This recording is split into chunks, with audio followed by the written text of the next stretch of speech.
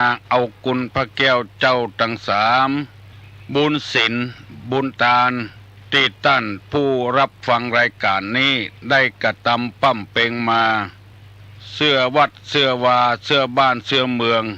พระสยามเทวาธิราชกุลพ่อกุลแม่ผู้ให้กำเนิดกุลครูบาอาจารย์ผู้ประสิทธิ์ประสาทวิชาความรู้สิ่งศักดิ์สิทธิ์ทั้งหลายอันมีพระบรมธาตุเจ้าโดยสุเทพและครูบาเจ้าศรีวิจัยดักบุญแห่งล้านนาไทยเป็นต้นจงได้มาปกปักรักษาท่านผู้รับฟังรายการทุกท่านทั้งพระสงฆ์องค์ข้าเจ้าอุบาสกอุบาสิกาผู้ตั้งมั่นอยู่ในพระพุทธศาสนาขอให้ทุกคนมีความสุขกายสุขใจปรารถนาสิ่งใดขอให้สมดังกรรมปรารถนาทุกประการแล้วจิตใจเขาจะสว่างสงบเยือกเย็นตั้งอกตั้งใจพระธรรมฟังพระธรรมคำสอนในทางพระพุทธศาสนาเพื่อให้ชุมชนเฮาเข้มแข็งเพราะต่างคนต่างได้ฟังธรรมปฏิบัติธรรมมีศีลมีธรรมต่างคนต่างหิหาก้าขายของไผของมันบ่โลภบ่อำของไผบ่หันแก่ตัวบ่หันแก่ได้บ้านเมืองเฮาก็จะสงบร่มเย็นเป็นสุขโดยเอาอาหารเข้าทางจิตทางใจเป็นเรื่องที่บ่ยากถ้าเฮาปฏิบัติได้ทุกวันกู้วันตั้งแต่6 โมงไปถึง7 โมงตุลุงจะได้มาปะมาพบกับพ่อออกแม่ออกพี่ป้านาอาลูกเต้าหลานเลนถึงวันเสียงที่ท่านได้ฟังนี้คือเสียงจากวัดโสพนารามตำบลดอนแก้วอำเภอแม่ริมจังหวัดเชียงใหม่จุดปฏิบัติการมูลนิธิบุญญาภรณ์อยู่ที่อำเภอแม่ริมวัดโสพนารามเสาะหาง่ายแล้วก็ที่ไก่ที่ได้ฟังเวลานี้ก็ถ่ายทอดมาจากวัดอินทขินวัดสะดือเมืองหรือที่วัดฝ่ายหินก็ได้ถ้าท่านจะได้ซีดีใครได้เทปใครได้หนังสือสวดมนต์ก็ฮื้อโทรศัพท์ไปที่วัดฝ่ายหินหรือไปขอเอาโดยตนเองก็ได้โดยที่บ่ต้องเสียเงินเสียทองอย่างสักอย่างหันอกหันใจ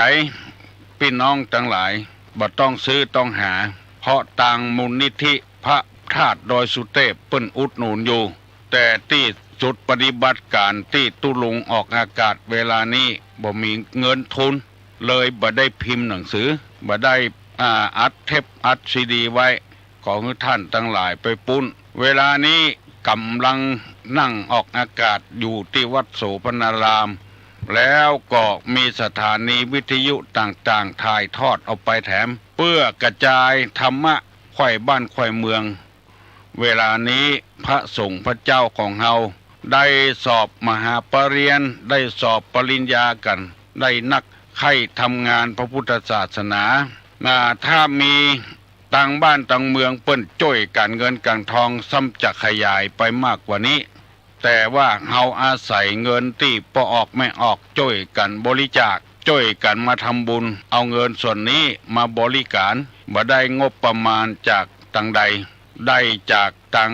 พ่อออกแม่ออกบริจาคเท่านั้นวันนี้ก็อากาศสดเลยมานั่งนั่งจากับพี่น้องทั้งหลายก่อนที่จะได้นำทศพิธราชธรรม10 ประการมาเสนอให้ท่านทั้งหลายนั้นจะได้นำเอากรรมบะเก่าโบราณเปิ้นว่าไว้มาเสนอให้พี่น้องทั้งหลายนำไปฟังไปกึดไปพินิจพิจารณาโบราณเปิ้นว่าจะข้ามขัวบ่พ้นจะไปฟังห่มฟังดีๆเนอะข้ามขัวบ่พ้นจะไปฟังห่มขัวตะกอนนี้กับขัวบ่เดียวนี้มันคนละอย่างขัวตะกอนนี้ใจไม้กายเอาต่ำน้ำเหมืองกว้างๆใจไม้สางใจไม้ใหญ่ๆเนี่ยไม้หกไม้สางเนี่ยเอามาแปลงเมื่อระวางที่เฮาอยู่กำลังเตียวอยู่กลางขัวฟังห่มเตื้อมันยังบ่โป้นหัวขัวเตื้อ บอกว่าหัวขัวลายเพบอกว่าหัวขัวลายปุ้นขัวนี่ก็คือสะพานนั่นเองก้อยเตียวก้อยไตไปฟังห่มมันเถอะถ้าห่มมันแล้วมันจะหลุดมันจะหักเมื่อหักแล้วก็ลงน้ำบนเลยน้ำเหมืองน้ำปิงบุญอันนี้เป็นข้อเปรียบเทียบว่าคนเอาในระหว่างที่กำลังกำลังหากำลังศึกษาเล่าเรียนฟังอู้ไออย่างออกไปเถอะบางทีมันผสมดังกำอู้จะเสียใจเมื่อลุนเสียหน้าเสียตามีหลายคนเสียผู้เสียคนกับกำลังเรียนหนังสือกำลังกำลังหาวาดมโนภาพไว้แล้วอย่างวิจิตรพิสดารพอถึงกำหนดเวลาที่จะได้มามันผสมดังกรรมที่ปากไว้กินยาตายก็มีแขวนคอตายก็มีเป็นบ้าเป็นวอไปก็มีเสียอกเสียใจมูนี้เป็นต้นในระหว่างที่ทำการทำงานรับจ้างก็ดีราชการก็ดีเป็นในอย่างก็ดีในระหว่างที่ทำการทำงานเนี่ยจะไปฟังวาดอะไรอย่างไปเตื้อวาดไว้เขาจำไว้กำเดียวผสมดังกำปากก็เอากำที่เขาว่าไว้นะเอามาถมหัวอย่างที่บางโครงการที่รัฐบาลว่าไว้ยังบัดเต้นตานทำเตื้อเขาว่าไว้เหี่ยก่อนฝ่ายค้านกับฝ่ายแค้นก็เอามาเปาะเอามาหอมมาว่าไว้มูนี้เป็นต้นบางทีก็บ่เข้าใจกำอู้เปิ้นว่าแก้ความโจรเนี่ยบ่ให้เจ้าบ้านได้จนบ่ได้หมายความว่าให้เจ้าบ้านได้มีเงินมีทองกันใจกันจ่ายเปิ้นบ่ได้หมายความว่าอย่างนั้นแก้ความจนนี่อดมือกินมือหมู่นี้เป็นต้นบางทีไปกู้ไปยืมของเปิ้นออกดอกออกเบี้ยมาเอาดอกเบี้ยมาถมต้นแถมเกิดความเดือดร้อนขึ้นมาก็ไปด่ารัฐบาลว่ารัฐบาลพูดแล้วบ่ทำตามที่ว่าแก้ความจนเพราะตัวเก่านั่นเองไปทำเปิ้นเอาเงินกองทุนเงินล้านมาฮื้อกู้ฮื้อยืมเพื่อจะลงทุนทำมาค้าขายเลี้ยงเป็ดเลี้ยงไก่เลี้ยงหมูเลี้ยงงัวเลี้ยงควายเอาไปซื้อรถเครื่องอย่าเอาไปซื้อมือถือไปซื้อตู้เย็นอย่าไอ้ยังก็แก้ผ่อนประตกประเสียงแล้วก็เดือดร้อนมาก็ไปว่าให้รัฐบาลเพราะรัฐบาลเป็นคนว่าก่อนเป็นคนว่าก่อนเพราะว่าอยู่ในกลางสะพานกลางขัวแล้วห่มลงมูนี้เป็นต้นอันนี้เป็นกรรมบักเก่าเปิ้นเอามาเสนอ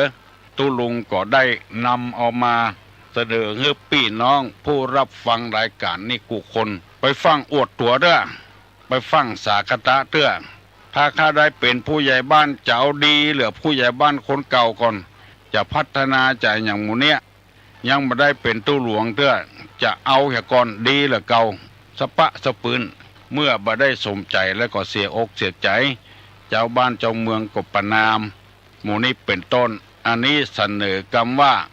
ข้ามปู่ข้ามขัวบ่ป้นไปฟังห่มคือมันหักกลางลำวันนี้จะได้นำเอาธรรมะในทางพระพุทธศาสนามาเสนอให้พี่น้องทั้งหลายฟังเกี่ยวกับทศพิธราชธรรมคือธรรมที่พระเจ้าแผ่นดินเปิ้นทำอยู่ตลอดเวลามาเสนอพี่น้องทั้งหลายพอระยะนี้ประชาชนคนไทยทั่วทุกหัวละแหงจะได้เฉลิมฉลองในการครองราชสมบัตินานที่สุดในโลกของพระเจ้าแผ่นดินไทยถึง60 ปีเพราะตามปกติธรรมดาแล้วการครองราชสมบัตินี้จะอายุตั้ง30-40 ปีไปพระมหากษัตริย์ของเฮาในครองราชตั้งแต่อายุ20 ปี19 ปีไปเมินละเปิ้นพระชนมายุสังขารเปิ้นก็อดทนยังอู้ได้ไปเปื่องมีพระสติพญาปัญญาเฉลียวฉลาดอยู่ช่วยเหลือบ้านช่วยเหลือเมืองอยู่เพราะฉะนั้นในวันประชุมประชุมสงฆ์วันสันติภาพที่นครปฐมพุทธมณฑลชาวพุทธทั่วโลกที่มาประชุมกันวันนั้นแทนที่จะประทับใจว่าเมืองไทยเนี่ยมีตึกมีรามมีรถถนนหนทางดีบ่ได้อวดเพราะว่าของเปิ้นก็เจริญอย่างเดียวถึงเฮาเจริญเดือเฮาก่อน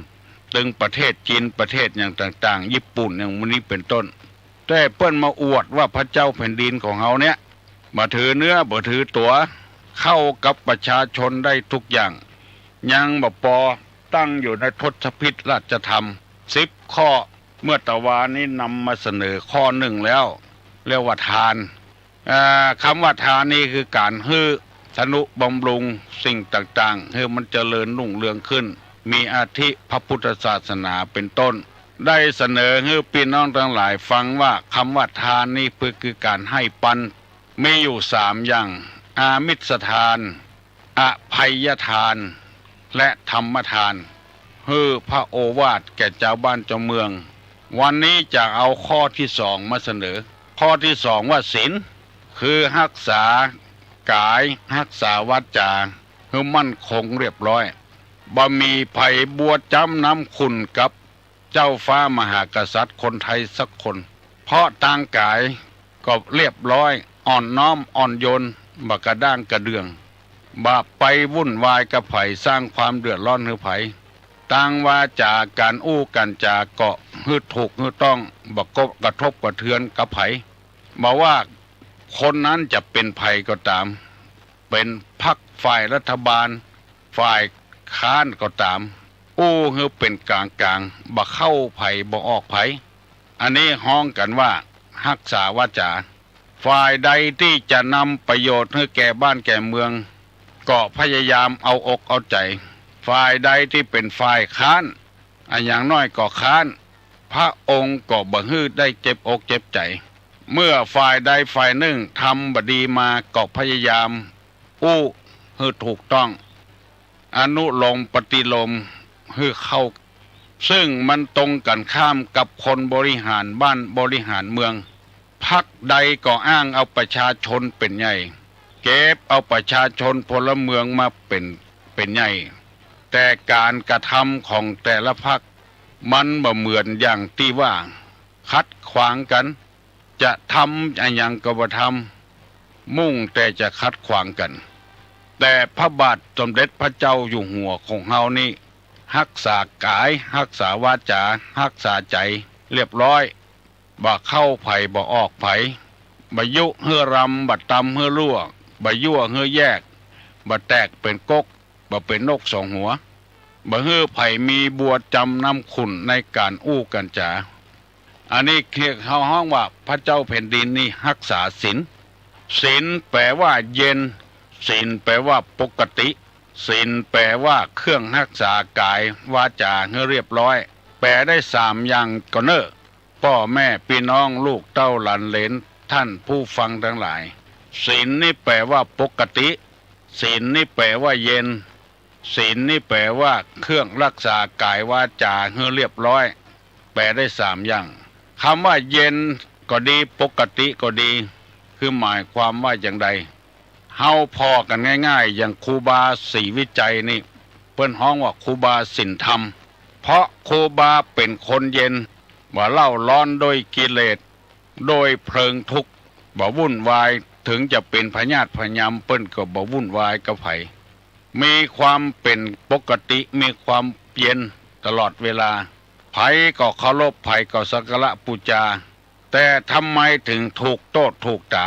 ว่าเป็นผีบุญพ่องผีบาปพ่องเอาเปิ้นไปสอบสวนเพราะเกิดจากคนบ่มีศีลคนบ่มีศีลนี่ชอบใส่โตดใส่ตาคนทั้งที่บ่ฮู้เรื่องฮู้ราวอย่างสักอย่างเปิ้นว่าก็ว่าโดยเปิ้นกายก็บ่เรียบร้อยปากก็บ่เรียบร้อยใจก็สกปรกโสมมแต่ผู้บริหารงานประเทศแตนหูแตนตาแตนพระเนตรพระกันของเจ้าฟ้ามหากษัตริย์ไปประพฤติปฏิบัติในทางที่บ่ดีคือกายก็บ่ดีปากก็บ่ดีแต่พระบาทสมเด็จของพระเจ้าอยู่หัวเนี่ยบ่มีบัวจำน้ำคุณอย่างกับไผทั้งพระบรมราชินีนาถตลอดถึงพระเจ้าลูกเธอลูกยาเธอเมื่อไผได้ตกอกตกใจกับเจ้าบ้านเจ้าเมืองอยู่เย็นเป็นสุขฮื้อกูอย่างแต่บ่ฮื้อเงินฮื้อทองอันใดเป็นโครงการหลวงธรรมมีเมตตาธรรมมีศีลเป็นคนปกติเป็นคนเย็นเป็นคนมีกายวาจาเรียบร้อยอันนี้บ่ใช่เฉพาะว่า พระเจ้าแผ่นดินอย่างเดียวหมู่เฮาที่เป็นพระสงฆ์นิกรรับสนองพระราชโองการประพฤติปฏิบัติเปิ้นคนเดียวเอาใจคนทั้งประเทศ60 กว่าล้านแต่เฮา60 กว่าล้านเอาใจเปิ้นคนเดียวบ่ได้ทำให้เปิ้นทุกอกทุกใจมีข้อแม้มีกฎมีกติกากันตลอดเวลาจะฟ้องจะร้องกันทั้งที่หูอยู่ว่าพระเจ้าแผ่นดินครองราชย์ได้60 ปีโดยบ่มีบวชจำนำคุณหูอยู่จะมียังมีการก่อมอบมีการประท้วงกันอยู่ทำให้เจ้าบ้านเจ้าเมืองผิดกันอยู่เจ้าฟ้ามหากษัตริย์องค์เดียวบ่ทำให้เจ้าบ้านเจ้าเมืองเดือดร้อนแต่ว่าเจ้าบ้านเจ้าเมืองนี่ทำให้เปิ้นเดือดร้อนอันนี้หมายความว่าเฉพาะคนที่บ่มีศีลบ่มีธรรมอย่างกับเนื้อกับตัวสักอย่างจะพยายามให้เปิ้นองค์เดียวมีความสุขบ่ได้อย่างที่เฮาหันกันถึงวันเนี่ยฆ่าฟันบั่นแทงกันบ่มีศีลบ่มีธรรมแน่ก็อย่าทำลายกันตลอดเวลาเมื่อบ่ได้ยศบ่ได้ตำแหน่งอะไรหยังก็บ่มีพิษบ่มีภัยหยังพอได้ยศได้ตำแหน่งแล้วเป็นพิษเป็นภัยขึ้นมาแล้วเปิ้นฮ้องว่าคางคกขึ้นวอคางคกนี่ก็คือข้างคากวอนี่ก็เป็นตี้การหามของพระเจ้าแผ่นดินเปิ้นหามขึ้นล่องพระเจ้าแผ่นดินไปที่ไหนเปิ้นเอาวอนี่หามแต่ว่าคำว่าวอนี่ก็คือพระราชอาณาอาสนะตินนั่งของพระเจ้าแผ่นดินปอว่าข้างคากขึ้นนั่งที่นั่งพระเจ้าแผ่นดินนั้นบ่ยอมลงละปองตัวขึ้นลืมตัวว่าเคยเป็นข้างคากมาคนที่มียศถาบรรดาศักดิ์มาเมื่อรุนก็อย่างเดียวกันพอได้ยศได้ตำแหน่งมาลืมที่เก่าที่เดิมละตัวเป็นไอ้หยังลืมไปเหี่ยหมดปองตัวขึ้นปราศจากศีลปราศจากธรรมเจ้าฟ้ามหากษัตริย์ของเฮาเปิ้นบ่ลืมเมื่อตะวากับวันซืนเนี่ยตุลุงพอฉลองพระบาทเกิดเปิ้นเนี่ยปุดแล้วปุดเล่าเอาไปซ่อมเกิบกู้เดียวฉลองพระบาทกู้เดียวไปซ่อม2 เตื้อ3 เตื้อใจเป็นเวลา20-30 ปีมาแล้วอันนี้ฉลองพระบาทฉลองพระองค์แถมคือเสื้อกางเกงเนี่ยปุดแล้วก็ยังไปปะอยู่ที่เปิ้นเอานายช่างซ่อมเกิบกับปะบ้านเฮาว่านาบเสื้อนาบเตียวเปิ้นเอามาสัมภาษณ์ในทีวีขนาดเจ้าฟ้ามหากษัตริย์แล้วยังนาบเตียวนุ่งนาบเสื้อนุ่งอันนี้ว่าเป็นกรรมธรรมดาเฮานะคือไปปะเสื้อนุ่งนาบเสื้อนุ่งซ่อมแซมเกิบแสดงว่าพระเจ้าแผ่นดินแถวนี้ตั้งอยู่ในรัชธรรมนอกจากมีการตานแล้วก็มีการรักษาศีลมีพระวรกายเรียบร้อยพระวาจาเรียบร้อยมีใจเรียบร้อยเอ็นดูหมู่สรรพสัตว์ทั้งหลายคนทั่วประเทศพระสงฆ์นิกรของเปิ้นเอ็นดูกุคนฮือกุคนบ่มีบวชจำนำซึ่งมันตรงกันข้ามกับคนธรรมดาเฮาเนี่ยเมื่อบ่ได้เป็นหยังก็บ่ได้เป็นหยังพอได้เป็นแล้วมันจะเหาะบ่เดียวเนี่ยเป็นคนมีหน้ามีตาได้รับเชิญไอ้อย่างพ่องที่หันที่นี่ก็เลยลืมขี้เก่าไปเหี้ยนี่เป็นธรรมะที่ตุลุงนำมาเสนอให้พี่น้องทั้งหลายได้ฟังเฮาบ่ลืมขี้เก่าขี้เดิมเฮาคิดหาว่าตั้งแต่เฮาเกิดมาเมื่อน้อยๆจนถึงได้ศึกษาเล่าเรียนมีเพื่อนมีฝูงพระเจ้าแผ่นดินกับหมู่เฮาทั้งหลายนี่มันไกลกันบ่ใช่ว่ากุคนนะสำหรับคนที่สยองปองตัวเนี่ยวาจาก็บ่เรียบร้อยกายก็บ่เรียบร้อยบ่เคารพนับถือคนเฒ่าคนแก่หยังปองไปเหี่ยแล้วพอได้รับการงานเป็นแก่ก็เป็นแขว่นก็เป็นผู้ช่วยนี่บ่ได้เนี่ยเหมือนจะเหาะไปไหนมาไหนได้บ่เหมือนขี้เก่าขี้เดิมไปเหี่ย4 ปี5 ปีก็เพิ่นก็ปลดละก็ยังลืมอยู่พระเจ้าแผ่นดินนี้อยู่ตลอดอายุไขเพิ่นบ่ลืมเจ้าบ้านเจ้าเมืองเจ้าบ้านเจ้าจองเป็นพระสงฆ์องค์เจ้าก็ตามลืมเจ้าบ้านตัวเก่ามัวหลงมัวเมาไปเอาที่อื่นทางกรุงเทพกรุงธนพุทธ ได้อยู่ได้กินกับเจ้าบ้านเจ้าจองถึงวันนี้ลืมไปเหี่ยพอป้อออกไม่ออกตั้งกรุงเทพกรุงธานมาก็ละตั้งเพเหี่ยไปตั้งหน้าเหี่ยที่โบราณเพิ่นว่าเอาตั้งหลังเป็นหย่อมหญ้าเอาตั้งหน้าเป็นหอเป็นเฮือนตุลงบัดได้ว่าฮื้อไผ่ตนใดตนหนึ่งคนใดคนหนึ่งเน้อนำมาเสนอฮื้อพี่น้องทั้งหลายจะไปทำตัวเป็นงัวลืมตีนได้อาศัยตีนเนี่ยเตียวไปเตียวมาพอมีอำนาจวาสนาลืมตีนตัวเก่าเหาะเหินเดินอากาศได้ถ้าไผ่มีนิสัยเป็นอย่างอี้เกิดหาขี้เก่าขี้เดิมตลอดถึงวันในกะฮื้อปิกมาเหี่ยเน้อจะไปลงไปหลงอยู่ในอำนาจมาเดียวสมัยเพิ่นปัจจัยฮื้อเป็นตลอดชีวิตถ้าเป็นข้าราชการบ้านเมืองในก็60 ปียังบ่ปอจำฮื้อเออร์ลี่ด้วยแถมมาถึง50-60ก็ออกมาแล้วก็มีเขาจะไปหลงอำนาจวาสนาเคยอยู่อย่างใดก็เป็นอย่างนั้นจะไปทำกาบในฝูงหงส์ที่สมยศทัศนพันธ์มันฮ้องเพลงเนี่ยเป็นธรรมะไปในตัวหรอกเอากามันก็ว่ามันเก่งเอาขนหงส์เข้าใส่ขนนกยุงเข้าใส่ไปอยู่กับนกยุงก็ซับมาอยู่กับกาก็บ่ใจอันที่เปิ้นว่านกยุงในฝูงหงส์กาในฝูงหงส์หมู่นี้เป็นต้นจะไปคิดว่าเฮาบ่คบหาสมาคมกับไผเพราะฉะนั้นที่ตุลงนำมาเสนอคือเกี่ยวกับว่าพระเจ้าแผ่นดินมีศีลศีลแปลว่าปกติศีลแปลว่าเย็นศีลว่าเป็นเครื่องรักษากายวาจาให้เรียบร้อยไปที่ไหนก็เป็นที่อภิรมย์ชมชื่นยินดีของคนทั้งหลายบ่มีไผว่าบ่มีไผจังบ่มีอำนาจวาสนาเข้ากับคนได้ทุกประเภทบอกว่าคนนั้นจะเป็นลูกไผ่หลานไผ่อุ้มลูกอุ้มหลานไปกุฏิกุฏางเจ้าบ้านเจ้าเมืองเฮาก็อย่างเดียวกันขอให้พยายามปฏิบัติตามหลักที่ในหลวงของเฮาเจ้าฟ้ามหากษัตริย์ของเฮาได้ทำมาแม้นจะเป็นพระสงฆ์พระเจ้าก็จ้างมหากี่ประโยคก็จ้างเจ้าคุณกี่จันก็จ้างจันสามัญจันราชจันเทพจันธรรมก็ตามพยายามจะไปลืมตัว